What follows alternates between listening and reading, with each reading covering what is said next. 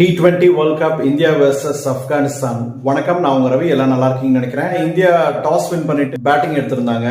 ரோஹித் சர்மா ஒரு பார்ட்னர்ஷிப் நிறைய வரலங்க. இந்த வாட்டியும் அந்த அளவுக்கு லக் இல்லைன்னு நினைக்கிறேன். ஒரு 50 கூட இன்னும் விராட் கோலி ஆடி, சூரியகுமார் யாதவ் வந்து ஒரு 50 அடிச்சிருந்தாரு. சோ அந்த ஸ்கோர் அவர் 180 வரதுக்கு அது ஒரு உறுதுணையா இருந்தது. 20 ஓவர்ஸ்ல 180 ரன்ஸ் டீசென்ட் ரன் நினைக்கிறேன். அவங்க பாத்தீங்கன்னா நம்ம எதிர்பார்த்த அளவுக்கு விளையாடவே இல்லைங்க. எதிர்பார்த்ததான் அது ஆப்கானிஸ்தான் அந்த அளவுக்கு விளையாட மாட்டாங்க. யாருமே ஒரு 50 கூட அடிக்கலங்க.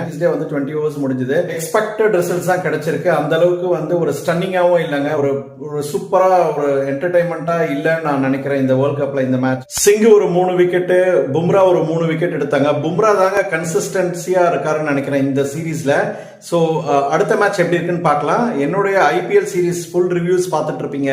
சென்னை மேட்சஸ் எல்லா மேட்சும், இந்த வேர்ல்ட் கப்போட எல்லா மேட்சோட என்னோட ரிவ்யூ பார்த்து சப்போர்ட் பண்ணிட்டு இருக்க எல்லா யூடியூப் சப்ஸ்கிரைபர்ஸ், இன்ஸ்டாகிராம் ஃபாலோவர்ஸ்க்கும் ரொம்ப ரொம்ப தேங்க்ஸ்.